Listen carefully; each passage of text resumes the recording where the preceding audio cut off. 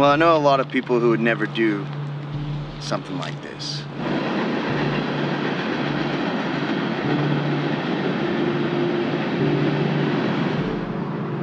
Talk about what all happened.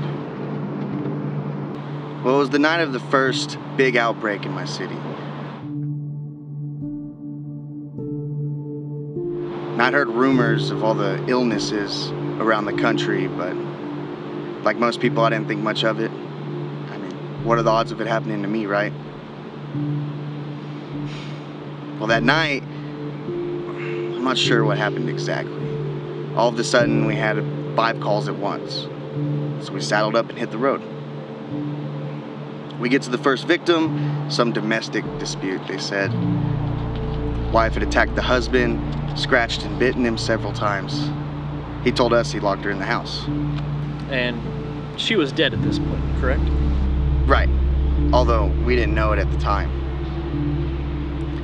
Anyway, this guy's bleeding pretty bad, so we decided to let the police deal with her and we'll take him to the hospital. We dropped him off and that was the last I ever saw of him. I had no idea that that would be the first person I'd see that would become a Zed. And how did the rest of the first night go? Understandably, the most hectic night of work in my life. You mind? Go ahead.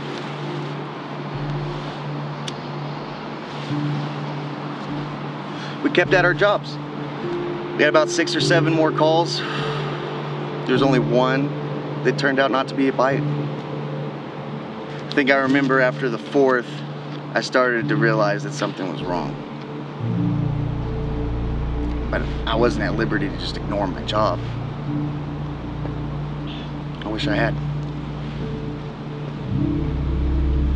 I think about the same time, my partner realized something was wrong. Ashley was her name. She was quiet for most of it, which was unlike her.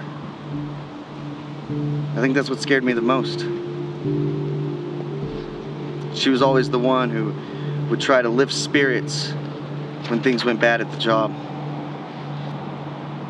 She's probably the funniest person I ever knew.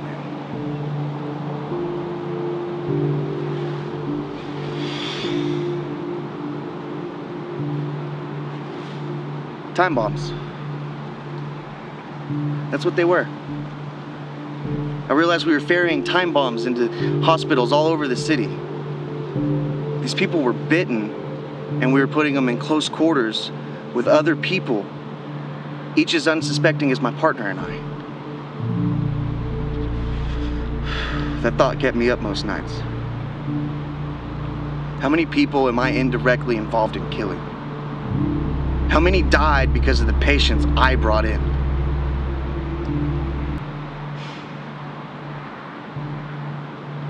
I know it's unfair on my end. I mean, I had no idea what was happening. I was just doing the job. When was the first Zed you saw that night? It was probably a couple hours after that first call, when I saw with my own 2 eyes what those people had become, what those things were. We were at another call, tending to a victim in an apartment complex. I was looking at the victim when it came out from behind a car. Ashley was watching me. She didn't even notice it. Got her right in the neck. And then? I tried to stop it. I tried to get it off of her. But it came at me instead. And that's when my fight or flight kicked in. And I chose fight. How? Stabbed it in the neck. I didn't know we had to absolutely get it in the head. I just lucked out and it somehow hit the brain. What did you stab it with? The only thing I had. A paramedic shears. What happened with the rest of the night? Well, after that, I tried to radio someone. At At that point, it was too far down the shithole. So I decided I needed to do what everyone else was doing. Hole up somewhere. And where was that at? This dump.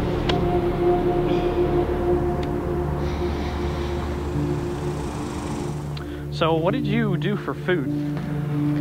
There's a few little animals that run around here. I mean, we went and stockpiled stuff from different grocery stores and things like that around the area, but there's only so much canned food to go around, you know, the amount of people we had. Picked up a couple people over the next few days in the ambulance after that. Had a group of about 15 people here, and we're fortified, and we lived here for a good 11 months before this part of the city got too infested. Thankfully, I gutted the radio from the ambulance. If it wasn't for that thing, we would have never heard the call for the rescue. I wouldn't be here talking to you.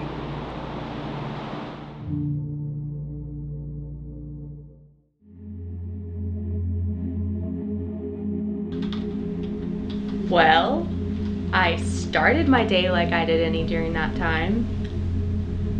Got onto my residents and nurses and tried to deal with all of these patients with bite marks and an assortment of symptoms we could not figure out how they got. Did you see any warning signs about what was going to happen? Are you asking if I was looking for any patients that were gonna die, come back to life, and try to eat a nurse working on an IV?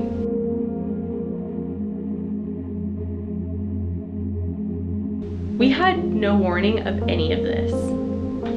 We weren't even sure if any of these bitten patients were connected. One had a fever. Another's skin was suddenly mottling. I think we had one that kept having seizures, and who the hell knows if that one was related at all either. When did you actually first deal with the turd? It was some older woman up on the 3rd floor. She'd been brought in the day before.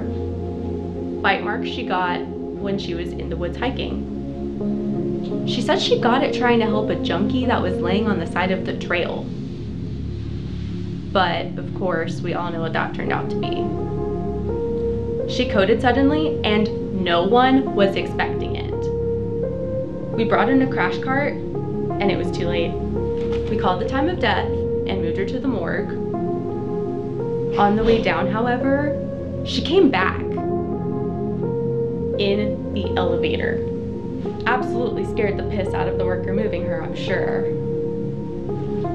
He tried to help her, ultimately getting bitten on the neck. Once they reached the basement, he stumbled out and she kept looking for a meal. Security told me that they were going down there when I intervened, and I told them to evacuate and lock everything up. And why did you think that was the best course of action? I watched the security footage and saw her, a woman I had confirmed dead with my own eyes for at least 30 minutes. She was just stumbling around downstairs. Even if I didn't know what was really going on, my instincts told me to stay as far away from that thing as possible. I came to the conclusion it was the bite that did it. So we took the remaining and placed him in a wing of the hospital that we knew we could block off if absolutely necessary. Discreetly, of course. We were not trying to incite panic. Did any of your staff object to this? Oh, yes. Several of them. Not outright at first. No one else was dying yet, so they had no grounds to deny me. Meanwhile, the security was trying to get the police on account of the attack by the old woman, but nobody was responding. It was an hour later before we found out why we were flooded at the doors. I was told it was one of the largest all-out fights in the beginning of it, just 10 miles north of us. We had people coming in from gunshot wounds, burns from building fires. Some people were just looking for a safe place to hide. But the number one was people coming in for bite marks. I knew then exactly what we had to do. And that was to shut down the entire hospital. Yes, and that's exactly what I did. I told every single staff member to lock and barricade the doors, that we were not taking any more patients. And this is where you found opposition? Absolutely. This is wrong, some said. What about our reputation? Someone actually said that. I told them they can have their reputation and morals, or they can choose their lives, but they had better decide damn quick because I was locking everything up. And how long did that all last? For about 4 hours. The police got overrun as the herd was moving south. The angry mob broke in several windows. They were still screaming and trying to get in when the Zeds showed up, drawn to all of the noise. You know, from all of the shambling I'd seen them do, I never knew that they could climb through broken windows until then. Once we realized it was a lost cause, a group of us left. It was a few of my surgeons and nurses. One suggested we make our way to Coleman Dock and try to catch a ferry to the water. Not all of us made it. There was a fisherman's boat right by, and it took us in, and as many people as it could before it sailed north. I remember seeing the Space Needle lit up from all of the burning fires from below as we passed by. That image is forever burned behind my eyes. That, coupled with hearing the screams all around us. The boat captain had enough reserves to get us as far down the Pacific as he could. We ended up in the south part of Oregon, and that's why I decided to stay in California. Of course, there's been several people who criticize you shutting down the hospital. What do you have to say about that? Well, it's funny how every asshole who claims I should have done better wasn't there that night. The city was fucked no matter what I did. Is there anything you would have done differently that night at all? Are you asking if I would go back and risk my life to save people that didn't care if I lived or died? Yeah, no thanks.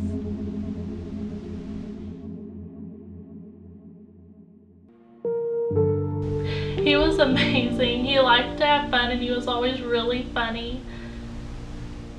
I remember whenever he would come home after a shift, I could tell he was really tired, but he always made time for his family.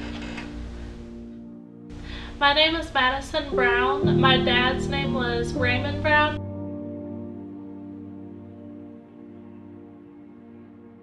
Now, you're here to tell the story of how your dad passed. As I know, you weren't there when it happened. How did you find out? Back then, it was a very tough time for the police. There were a lot of accusations of police brutality. It was pretty common for each department to issue a body camera for each officer. All the footage from the day my dad died was still on the camera. And who has all seen this footage? His department is who collected it. His camera was damaged and parts of the footage couldn't be salvaged. They gave my family the option to watch it so they could know what he did. My mom couldn't bring herself to watch it and she forbid my younger siblings from watching it either. I was the oldest, so I felt I had a responsibility to find out for them. By the time the infection had reached our area, most of us knew what the dead ones were. My dad was solo on that shift. His usual partner had left the department to go get his family in Mexico. He got a call about shots fired in a church that he was close to. He got to the church and he ran inside and then he ran into a guy holding a gun. He grabbed his own gun and he pointed it at him. The guy said something about the people that had turned and some people were stuck in other rooms. He told the guy to take the gun and get as many people out as he could. And then my dad walked down the hall. It was really dark, so he turned on his flashlight. There was one in the hallway banging against the doors. There was a woman inside of the room. My dad shot the man and he fell down. He went to the door and he told them he was the police. And she wouldn't open the door for him. And then one came up behind him and bit him in the neck.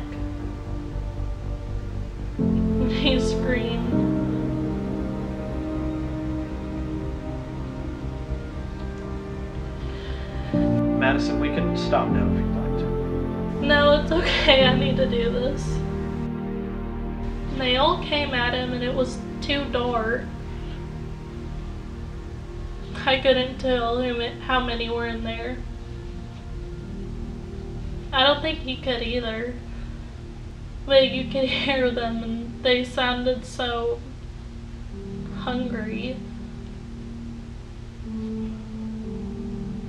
He shot a couple of them. And the woman ran down the hall and that was it. Did you ever find out who this woman was? No, I never did. If you could say one thing to her today, what would that be?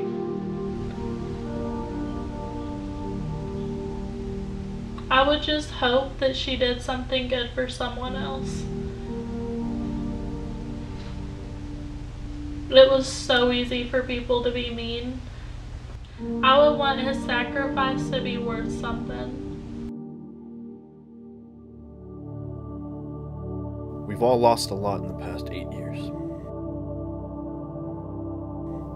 We've still got a long way to go when dealing with Zecrosis.